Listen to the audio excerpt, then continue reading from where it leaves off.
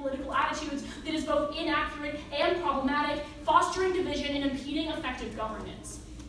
Secondly, by moderating parties themselves. Fair Vote finds in 2008 the Electoral College hardens partisan voting patterns by creating a two-tier structure in our democracy where only a fortunate few receive attention by virtue of living in battleground states. The interests of Americans living in safe states are only addressed if they happen to coincide with Americans living in the states where their participation might affect the outcomes of elections. Wasinger furthers in 2016 that if parties had to fight for every vote in every state, it would require the adoption of an agenda with broader appeal and would fundamentally change the strategy of candidates, because Republicans in California, Iowa, and Texas have different perspectives than solely Republicans in Iowa. Campaign efforts and money now spent on motivating the base to turn out would instead be spent on crafting a message and a vision with appeal across state, racial, class, and ideological lines, and they conclude that there would be more of an incentive to craft a middle ground agenda within their own party that can win. Thirdly, by denying racialized outcomes in policy.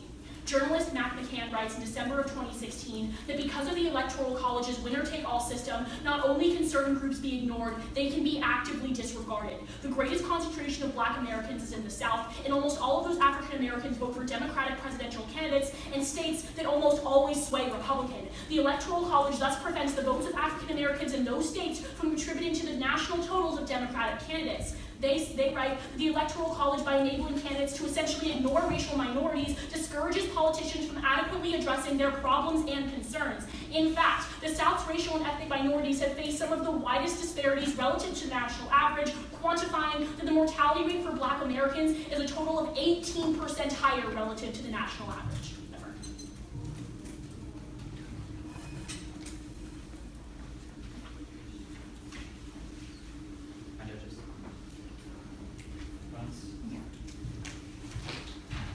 We negate.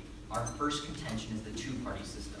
The popular vote destroys the two-party system for two reasons. The first is cross-regional appeal. While the Electoral College forces political parties to appeal to diverse voters across the country, Hans Spavulski of the FEC concludes in 2011 that the popular vote will create numerous fringe parties appealing solely to specific regions. He continues that even if these candidates aren't successful at first, they would divide the votes of major parties, snowballing our elections into chaotic European-style multi-candidate races. The second is runoffs. Lawyer Tara Ross explains in 2004 that the popular vote would create a runoff system which would make voters more likely to support minor parties because the fear that their vote would contribute to the success of an opposing candidate would now be quelled because they can recast their ballot if their top choice candidate didn't make the runoff. Thus, Gettysburg College professor Alan Guelza concludes in 2016 that under the popular vote, there could be up to a dozen candidates who only need 10% of the vote to win. The impact is political extremism. Because fringe parties take on extremist positions to differentiate themselves, political science professor William Downs explains in 2013 that fringe parties build support through intolerance, xenophobia, and racism. Even if the extremists don't win, Tolly Mendelberg of Princeton concludes in 1997 that because presidential campaigns set the public agenda, racist undertones in national campaigns shift public opinion against minorities, increasing resistance to pro-minority policies. Our second contention is voting restrictions. Under the Electoral College, attorney Sean Rosenthal explains in 2015 that states are tilted heavily to one side and have no incentive to restrict voting restrictions since the outcome of their vote won't change, and swing states aren't able to restrict voting because their legislatures are largely divided. Thus, Bradley Jones of Pew writes in 2016 that only 10 states have the strictest level of voter ID laws. However, Rosenthal continues that the popular vote would give Republicans in deep red states a powerful incentive to ramp up voting restrictions to affect national totals. The impact is racism. Wendy Weiser at the American Prospect explains in 2014 that voting restrictions such as voter ID, cutbacks to early voting, and same-day registration primarily prevent African Americans and Latinos from voting, causing millions of votes to be lost per year.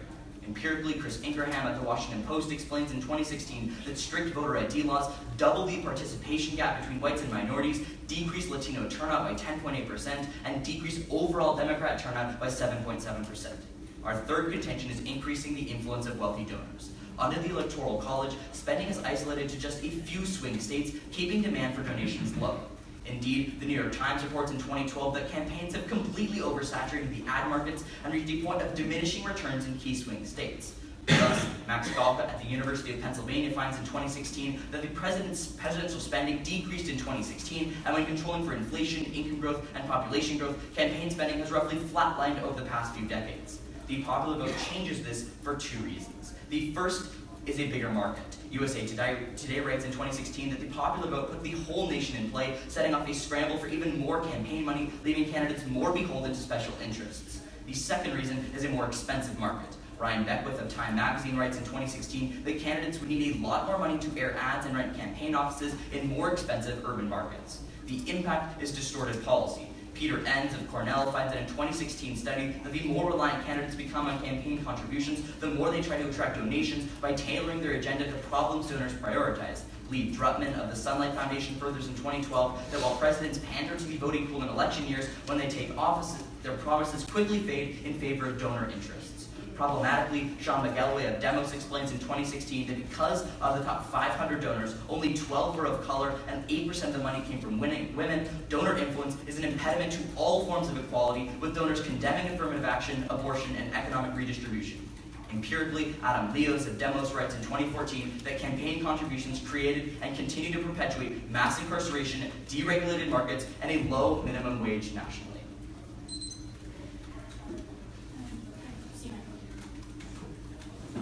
Do you think I could just see the 18% of that part during class? Thank you. This is the card. The 18% is there. Thank you so much.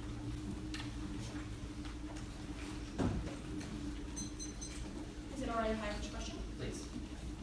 So the Pew study you cite in your second contention, which of the 10 states have voter ID laws? The Jones in 2016 says that the strictest voter ID are going to be in states that don't currently have, or like not swing states, because in swing states, they have split legislatures where like there's a Democrat governor, but by nature being a swing state, they also probably have a Republican legislature. So you tell me the motivation to increase voter ID laws is when the campaign becomes more competitive, right? Yes. So why is that true if the states that already have voter ID laws are the least competitive ones? We would argue that right now, in the majority of states, which Jones would say like 40 of them, don't have restrictions or vote at the highest level of voting restrictions right now. Right, but your warrant seems counterintuitive empirically, right? Like if they already aren't competitive, why do they pass voter ID laws then if your warrant is true? That's the key with the new national popular vote system. Suddenly in states where the votes didn't matter before, like the actual amount of total, the Republican states know they're going to win by 20%. But when you allow the national popular vote, they have an added incentive to reduce turnout in their states so they affect the national vote. You're not answering my question though. Empirically, that incentive doesn't make sense. Why? They're passing voter ID laws even when their states are not competitive. You tell me the trigger is when their states become competitive, but clearly that's not true if the only states that have them aren't competitive states. Unfortunately, Republicans in red states are largely going to be, they have additional incentives on a national scale. Unfortunately, the Jones evidence suggests that only 10 of the 50 states have them, which means that the other 23 Republican states have added incentives in your. But you're not answering my question May I have of a question why now? they have them. Okay, may I have a question now? Yeah, sure. Yeah, okay, so on your whole contention about polarization, but which policies would suddenly begin passing in your world? We just argued that like ending more policy is probably on net better, but Mac McCann specifies that policies for Southern minorities would be better. I understand that they would be better, but which specific policies? Because we're on the negative, going to be outlining specific things that donors are going to be influencing and other policies that we can like address to specific problems. Marina's actually going to address that in her overview, which you'll hear before a while.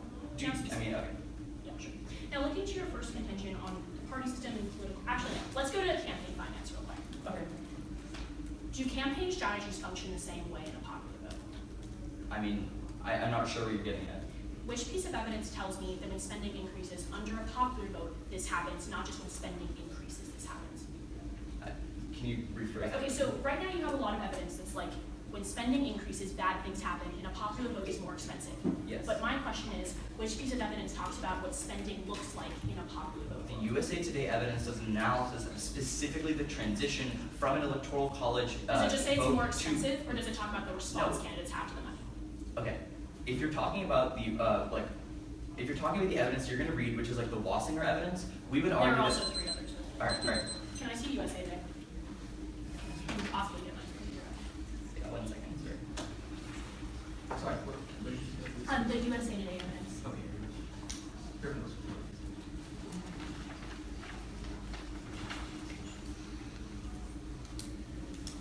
The bottom of the card and highlighted is what we read. Can I possibly get my laptop back? Sorry, Yeah, sure. Because I need it. Sorry.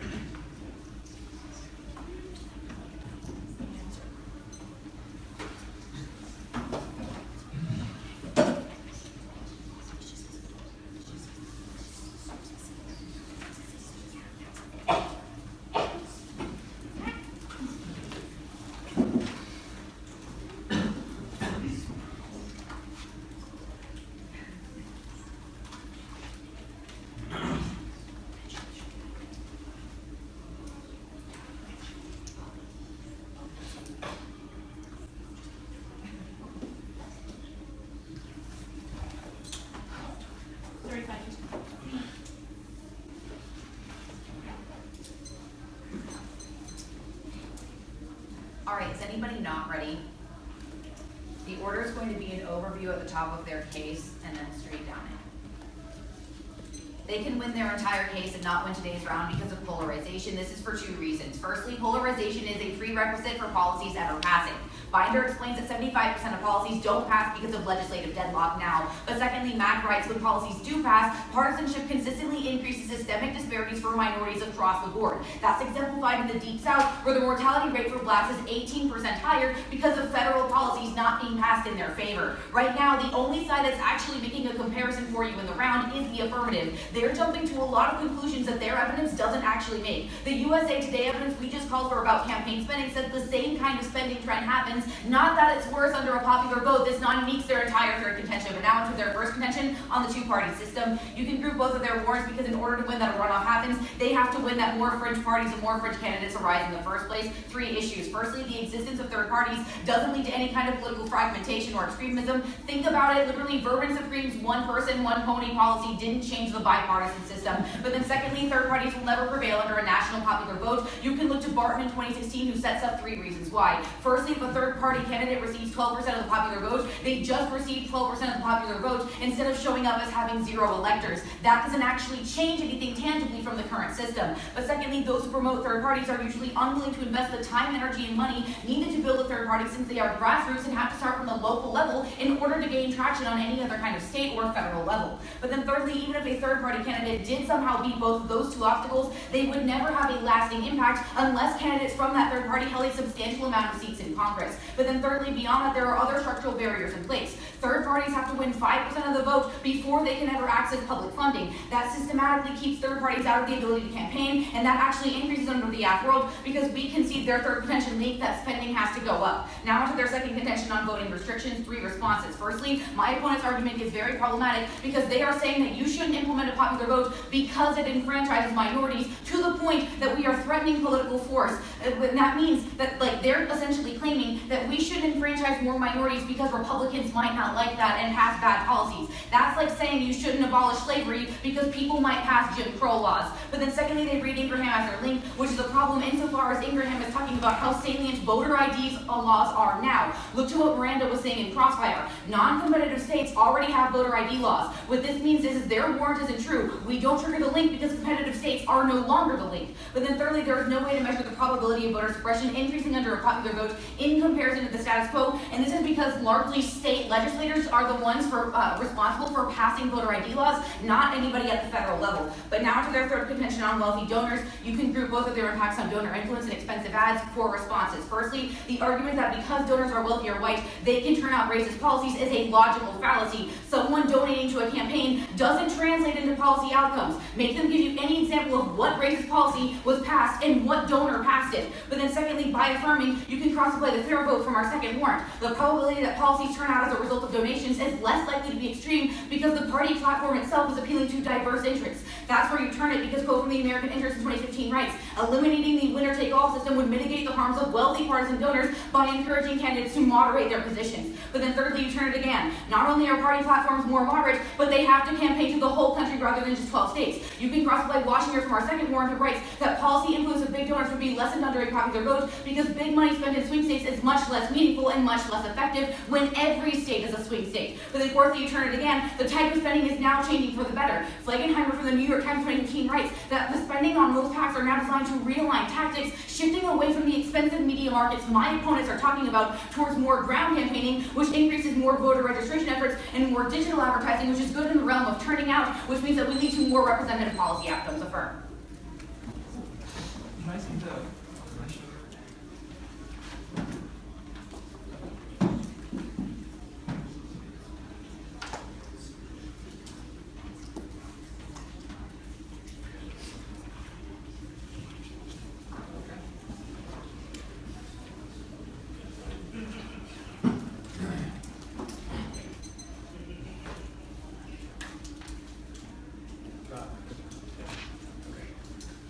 It goes down their case and then back to what was it.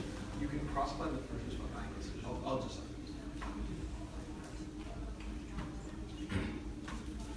Okay. Cool. Does anybody know?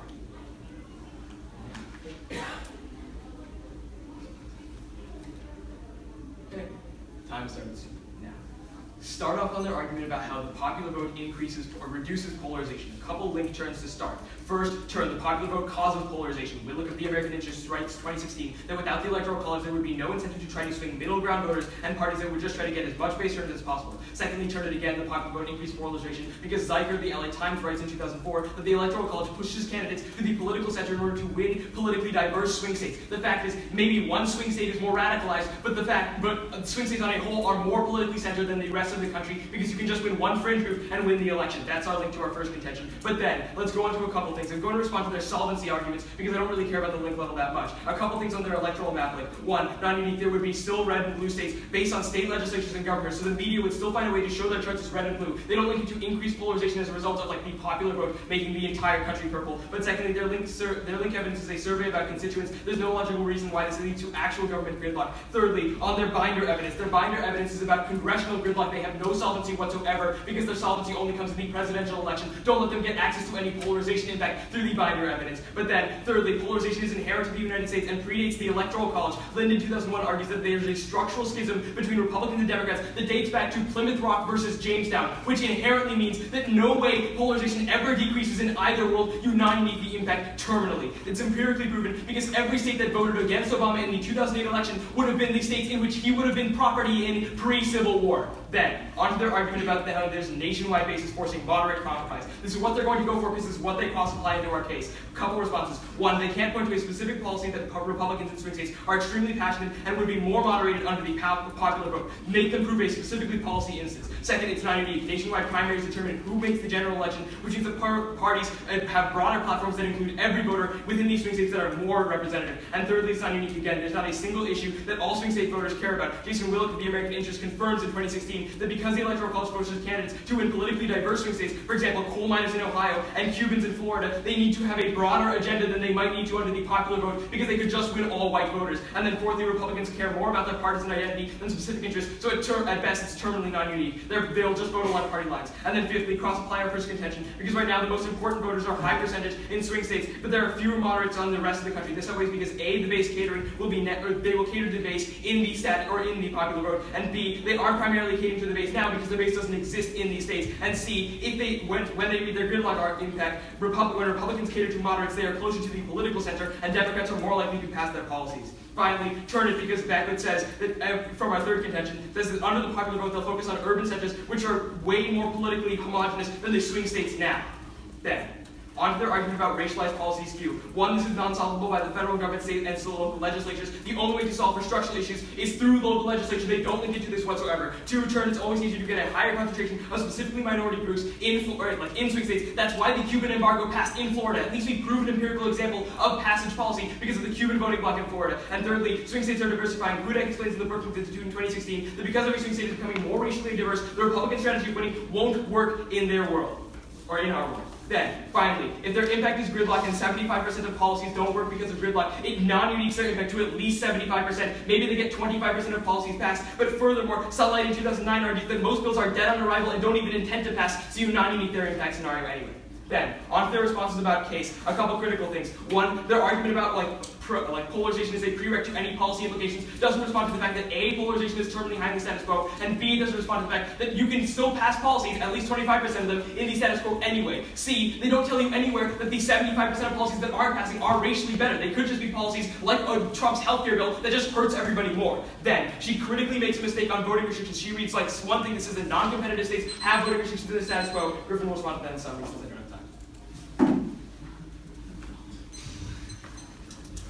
All right, you ready for crossfire? Yeah. What piece of evidence in your case makes a comparison as to what the world looks like under the Electoral College and the popular vote? Like which one? Because the ones that we called for didn't. Okay, so Gordon makes the comparison for spending. Wait, Gordon Galka, does? Yeah, Gordon. Doesn't Gordon say that in competitive elections, spending goes up, but in non-competitive ones, spending goes down? Yeah, but he concludes and that isn't on he net also spending only looking at 25%. isn't he also only looking at TV ads? No, that's his first study. His second study is looking at positive and negative ads across the So he concludes that spending goes up under the Yeah. popular vote, right? Yeah. Okay, why is that a bad thing? Because that links into our second part, or like this entire second contention, right? Okay. About like distorted policy. Can I ask you a couple questions? No, because I'm a little bit confused about this still, right? Okay, sure. Like, you make the argument that wealthy donors contributing to campaigns is bad because it contributes to racist policy outcomes or bad policy outcomes. How does a donor determine a policy outcome? They're donating to a candidate, and a candidate works for a party. So, Okay. like, that's a very long link chain that you're not really establishing. Not really that one. It's pretty long. No. So here's okay. Would you like to explain? Sure. Okay, cool. So here's the way it works. It's quite simple.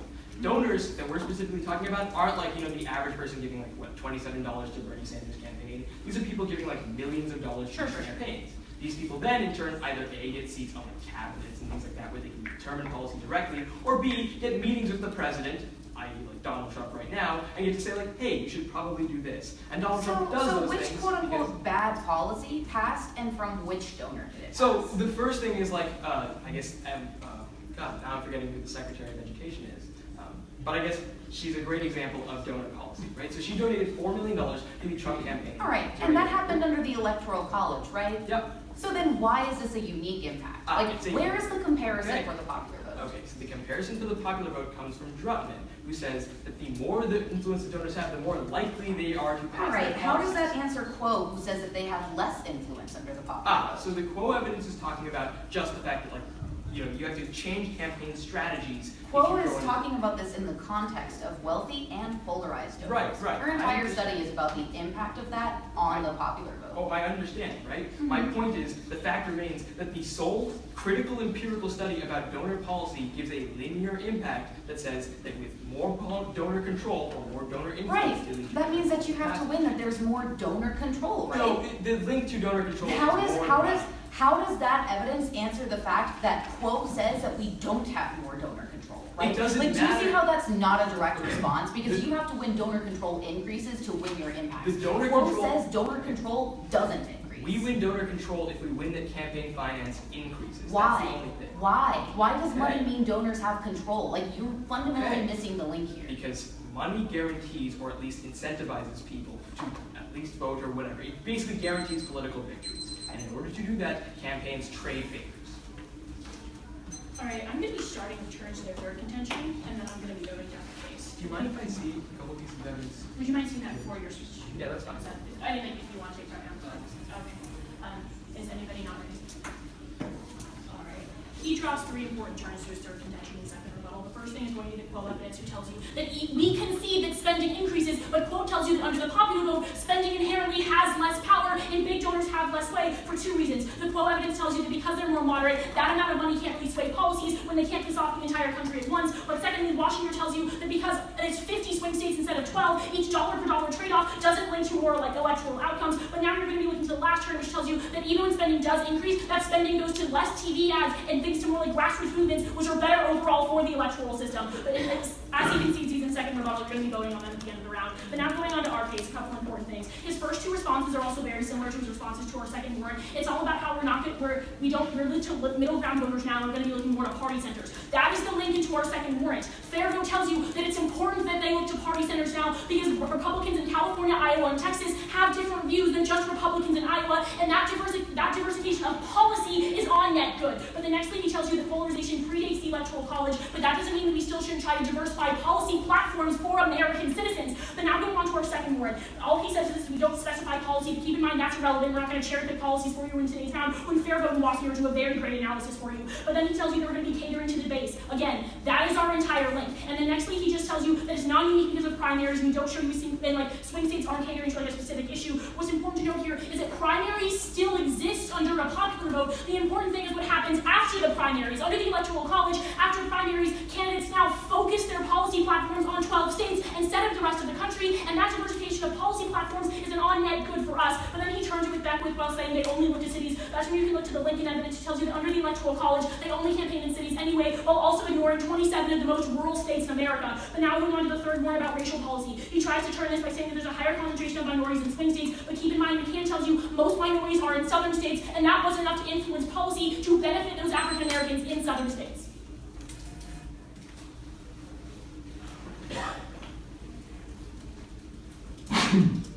Actually, sorry, overview quickly there, case studies. Where should we flow? Wherever you flowed your overview and then our responses to it. Or, yeah. Sorry. Okay. Ready? They say that polarization is going to be the internal link in policy because we're not passing policy right now, but we would argue the reason that policy isn't passing in the status quo is because donors are controlling it. They do not refute the Drummond card that says empirically, when you look to the empirics, that the donors don't care for the lower class voters. What that means is that if we're winning a shred of impact into the campaign spending, the empirics are better than all of their evidence. We say they ignore the middle class voters, they ignore turnout, they go for the big donors. Now let's go to their case. They're not winning this. They say that their whole case is talking about how moderates, there's moderates right now, but that's not true because what we're saying is that swing states are actually the most moderating force in the entire electoral system. They do not refute the Willick 16 card. They say they do, but they don't understand it. We're saying that when politicians have to pander to these swing states, the most moderating influence. They say that, well, there's going to be big party states that are going to have different political views. We're arguing the most moderating is in these swing states. Now let's go to our case. We're also ending this. On to contention 2 about voting restriction. This is going to be the most important impact in the round. All they read against this is this quo argument that says there's going to be the voting restriction is less important, but when you actually read the quo evidence, it says that the donors are more polarizing and more bipartisan. This means it's an internal link to their own argument because we are saying that it's going to be the most important thing in the round. Even if you don't buy that, their argument is not empirical. Sorry, that was on wealthy donors. Now on a voting restriction, this is also very important. They say that we shouldn't be, they call us almost racist because we're not talking about individual voters who are arguing for decreasing enfranchisement. That's not what we're arguing. We're saying that right now there's only 10 states with these harmful policies. We can increase it dramatically. Do not refute this. The second thing is say that we can't prove salient increases or decreases. Remember that the most important thing that we're reading is the Rosenthal analysis says that there's a massive increase in incentive. If you don't buy this analysis, you can still read the card. It says there's going to be an incredible incentive in red and blue states to manipulate the vote. That still means we're going to be winning. Even if you don't buy any of this, they still concede the link into wealthy donors. They say that. The only analysis the only thing they say is that money isn't going to be going toward the moderating influence. The Drummond analysis is empirical. We still circumvent it. Right. Ready for this? Just let me see.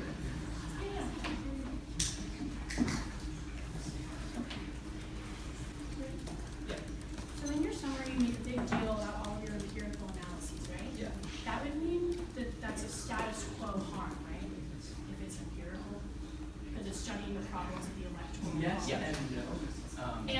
And no? Yes. How can there be an empirical study on the popular vote? So other countries have popular votes. Yeah, but how, Other but, countries but also how do have those similar other countries systems. apply to the U.S.? What I meant by empirical is that we're looking at facts on the ground, and then what Drummond does is now analyzes Yeah, what's looking at facts on the ground, Okay. looking at facts of the electoral There's college, also- right? Because that's what's on the ground. Okay. Right. But does Drutman acknowledge the way that campaign strategies functionally change with a popular vote? Yes. He does. Yes. Well, He says, okay, so here's why Drummond acknowledges that, right? Drummond does. I guess that would have been nice to hear, in second rebuttal or summary. if we be want to able get into the turn. evidence, right? We get into it. The reason why we think Drummond is better is because he does an analysis of not only presidential elections, but gubernatorial elections, which are just popular You voting. used to say that our binder evidence is irrelevant, though. No, Because your we binder can't look evidence to is about congressional statistics. Congress. So which is it? Electing somebody to a House seat is different than electing a governor, because a governor is a popular vote within a state. electing somebody to the House is, you know, it's like cut up into multiple districts, right? But what does that have to do with how a popular vote changes presidential candidates' strategies? Okay. So Like the system does have to change, and the same logic doesn't necessarily apply. our point is, in both gubernatorial, which obviously under your Washingtons would have this different strategy, and presidential elections, the result of donor influence on policy doesn't change. Does he talk about the popular vote, or just spending? He talks about gubernatorial elections. His thing is Does he really talk about the popular vote? doesn't care about presidential popular vote? Okay, so Yes or no? No. Okay, that's what I thought. So, also in your summary, you make the argument that, well, and a rebuttal, that swing states have the most moderates, right? Yeah. Saying that they have the most moderate voters, does that mean that they have diversified policies? Yeah. Like, do moderates want like 10 different types of policies? So I told, like in my rebuttal, right, the fact that these moderates have massively diversified policies. So it's like coal miners. No. You, like, being moderate, like, within the party system doesn't mean that I want policies that appeal to different regions. That's not what I'm saying. I'm saying like people in Ohio want like better coal legislation, like they want to increase tariffs that we don't import coal from Canada. And people in Florida want better tariffs on like places from like goods coming in from like South America. But what about people in California, Texas, and New York? What do you mean?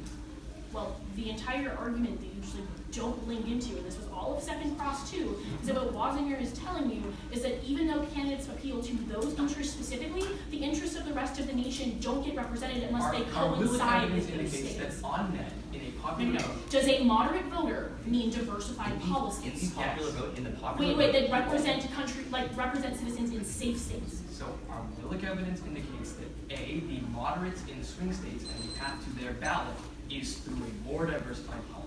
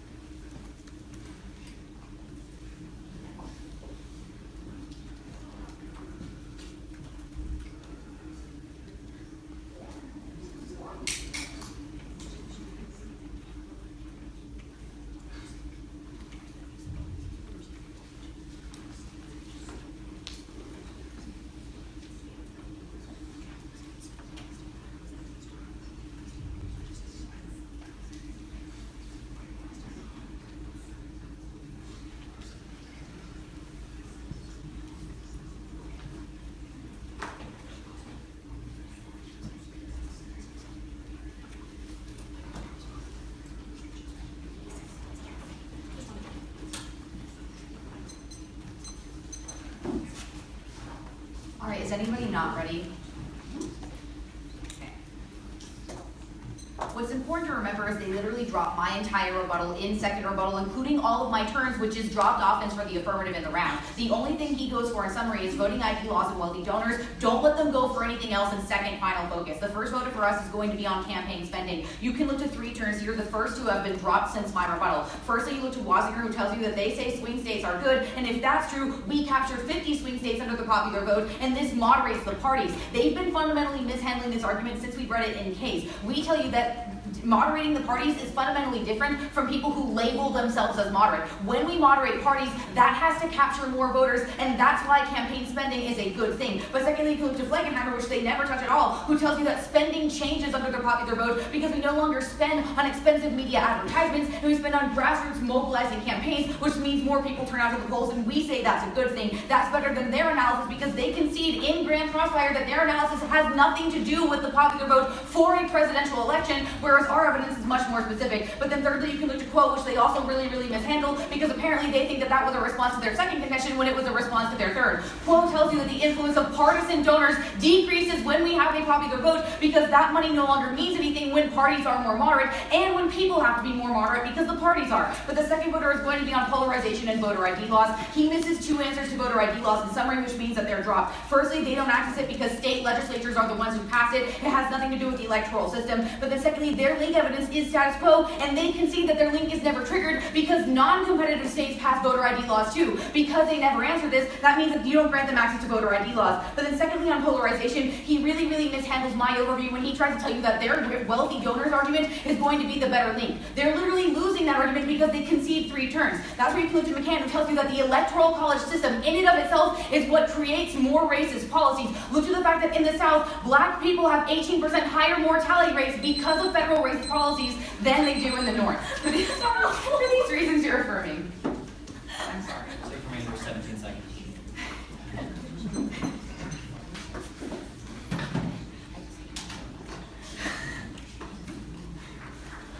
You mind if I see quote? Again. Yeah, I want to read it.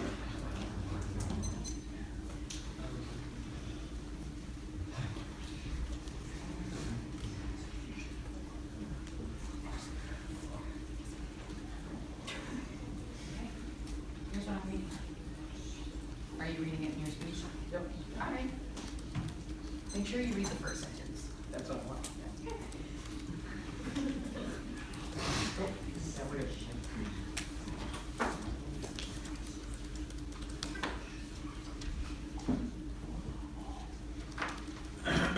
Okay. Is everybody ready?